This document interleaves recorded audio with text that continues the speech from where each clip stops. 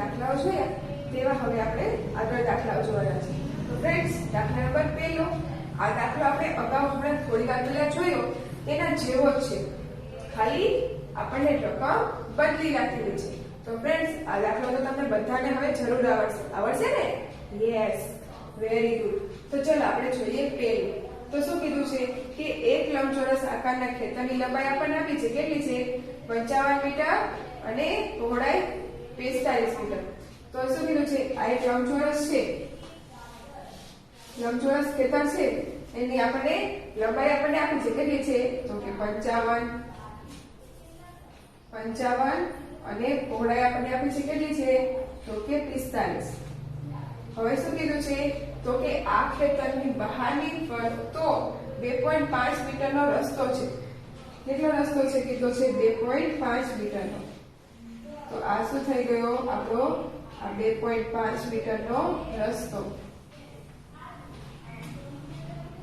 બધી બાજુ 2.5 મીટર છે, એટલે કે 2.5 મીટરનો રસ્તો છે. તો એમ કીધું છે આ રસ્તાને સમતળ કરવાનો ખર્ચ શું થાય? તો કે સમતળ કરવાનો ખર્ચ આપણે કીધો છે 1 ચોરસ મીટર કેટલા છે? તો કે 6 રૂપિયા.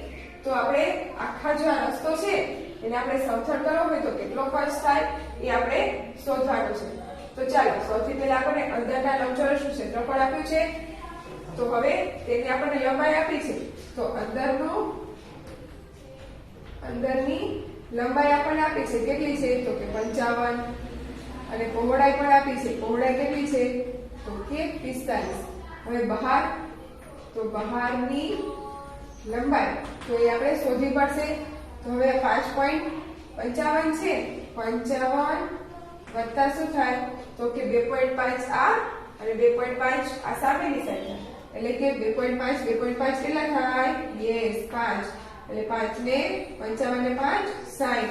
પછી બી એટલે કે પહોળાઈ, તો પહોળાઈ પણ કેટલી થશે? 45 વત્તા 2.5 અને 2.5 એટલે કે 5 વત્તા કેટલા થઈ જશે? તો કે 50. તો આ શું મળી ગઈ? તો કે અંદરના લંબચોરસની લંબાઈ અને પહોળાઈ આપી હતી. તો હવે બહારના લંબચોરસની લંબાઈ મળી ગઈ કેટલી? 60 અને પહોળાઈ કેટલી મળી? તો કે 50. તો ફ્રેન્ડ્સ, મળી ગયું. હવે શું શોધવાનું આપણે? અંદરનું લંબચોરસ, અંદરનું ક્ષેત્રફળ અને બહારનું ક્ષેત્રફળ. પછી શું કરીશું? તો કે બહારના ક્ષેત્રફળમાંથી અંદરનું ક્ષેત્રફળ શું કરી દઈશું? બાદ.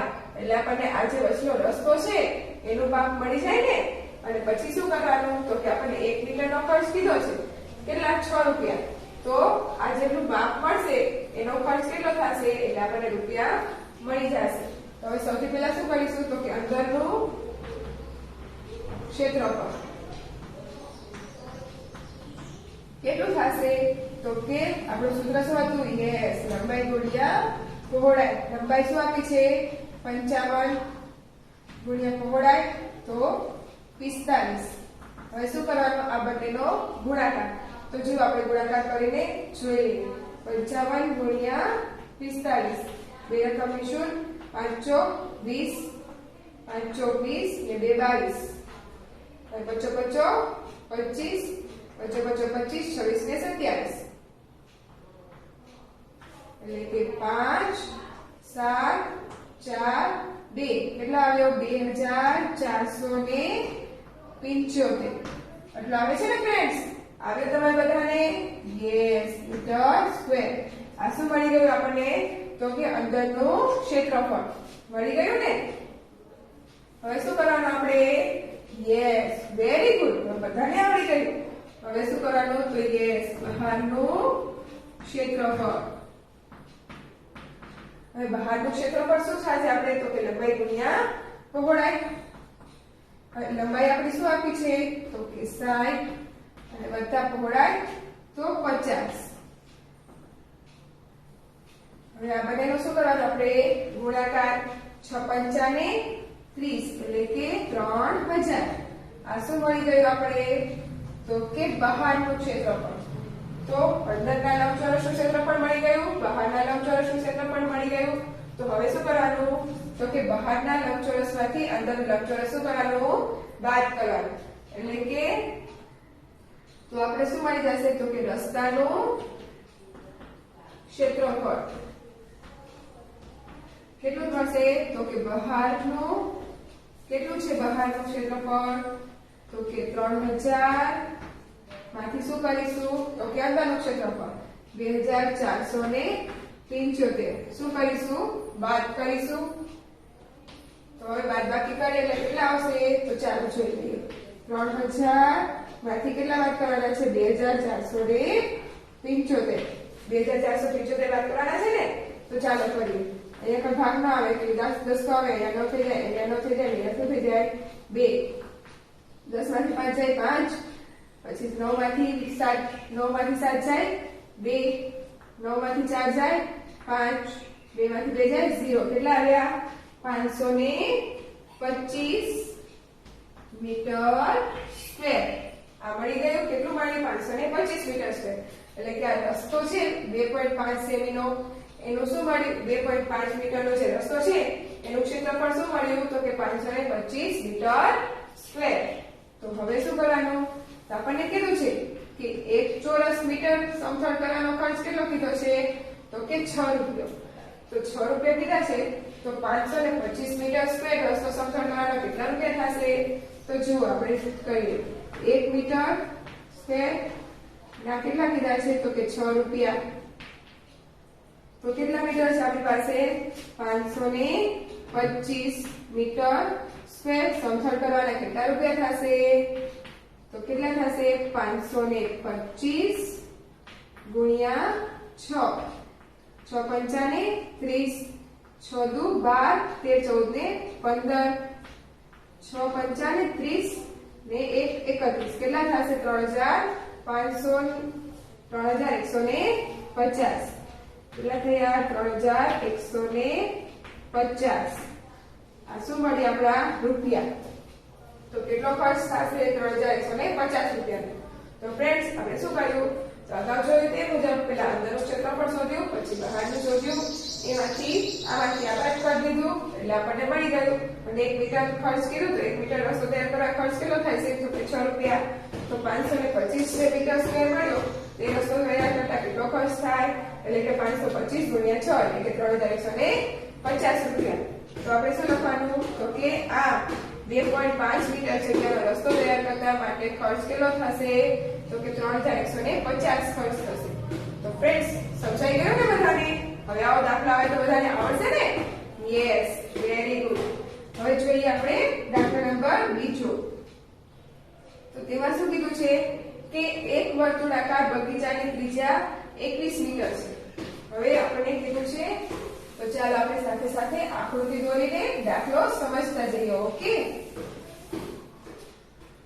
એક શું કીધું છે વર્તુળાકાર બગીચો એટલે કે આ વર્તુળાકાર બગીચો છે એને શું કીધું છે ત્રિજ્યા તો કે ત્રિજ્યા કીધી છે 21 મીટર કીધી છે અને કીધું છે અંદરના બગીચાના અંદરની બાજુ ફરતે ચાલવાનો રસ્તો 7 મીટર પહોળો એટલે કે આ 7 મીટર પહોળો અંદરની બાજુ ચાલવાનો રસ્તો છે કેટલો છે પહોળો આમાં 7 મીટર તો કીધું છે આ રસ્તા ઉપર ક્રોપિંગ નું કામ કરાવવું હોય તો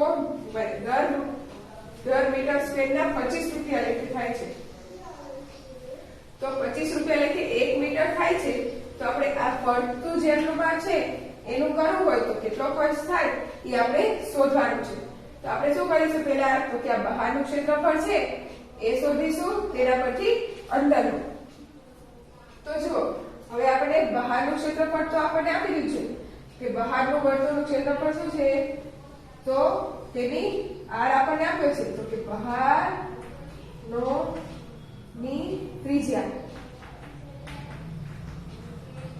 કેટલી છે તો કે r બરાબર છે 21 તો હવે અંદરની ત્રિજ્યા તો એ શું થશે તો એમાંથી આ 7 ને બાદ થઈ જાય ને એટલે કે 21 માંથી 7 કાઢીએ એટલે કેટલા બચે તો 21 માંથી 7 જાય કેટલા બચે યસ કેટલા 14 એટલે કે r કેટલો આવ્યો તો કે 14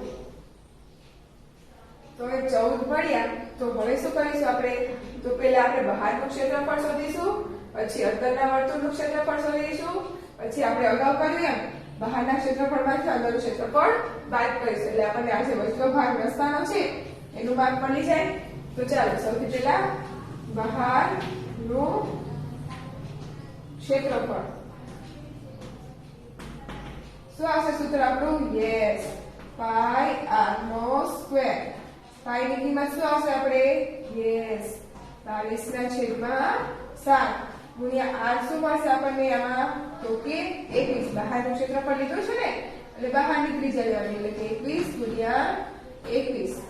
હવે 7 14 7 કરી 21. હવે શું બચે આપણી પાસે? તો કે 22 ગુણ્યા 3 ગુણ્યા 21. હવે આ બંનેનો ગુણાકાર કરીએ એટલે 22 ગુણ્યા 3 એકા 3 3 દુ 6 એટલે થયા 63. હવે 22 ગુણ્યા કેટલા કરવાના છે? 63. તો ચાલો આપણે કરી જોઈએ. 63 ગુણ્યા 22. બે રકમની શું? 3 દુ 6 6 દુ 12 3 દુ 6 6 દુ 12 એટલે કે 6 6 ને 2 8 2 ને 1 3 ને 1 એટલે કેટલું મળ્યું આપણને? 1386 મીટર સ્ક્વેર. એટલું મળ્યું. આ શું મળ્યું આપણને? તો કે બહારનું ક્ષેત્રફળ. કેટલું મળ્યું? બહારના વર્તુળનું ક્ષેત્રફળ તો કે 1386 મીટર સ્ક્વેર. હવે શું કરીશું? તો કે હવે આ અંદરનું વર્તુળ રહ્યું એનું ક્ષેત્રફળ શોધીશું. તો હવે અંદરનું ક્ષેત્રફળ એ શું મળશે? તો એમાં પણ સૂત્ર આ જ છે, પાઈ આર નો સ્ક્વેર. પાઈ ની કિંમત શું મૂકવાની? યસ, 22/7. હવે આર તો આર આપણે કયો લેવાનું? તો કે આ શું આવશે? 14. કેમ કે આપણે અંદરનું વર્તુળ લીધું છે ને એટલે અંદરની ત્રિજ્યા લેવાની એટલે કે 14 એટલે કે 7 દુ 14. હવે 22 ગુણ્યા 2 કેટલા થઈ જશે? 44 ગુણ્યા 14 આમ થશે. હવે 44 ગુણ્યા 14 કરવાના તો ચલો 44 ગુણ્યા 14 બે રકમની શું? 4 એકા 4 4 એકા 4 ચોકો ચોકો 16 ચોકો ચોકો 16 ને 17 એટલે કે 6 7 ને 4 21 7 ને 4 11 11 પછી 5 ને 1 6 કેટલા આવ્યા? 616. આ શું મળ્યું? Metre square. આ મળી ગયું આપણને અંદરના વર્તુળનું ક્ષેત્રફળ. અંદરના વર્તુળનું ક્ષેત્રફળ મળી ગયું અને બહારના વર્તુળનું ક્ષેત્રફળ મળી ગયું. તો હવે શું કરવાનું? તો કે બહારમાંથી અંદરનું ક્ષેત્રફળ બાદ એટલે શું મળી જશે? તો કે રસ્તાનું ક્ષેત્રફળ.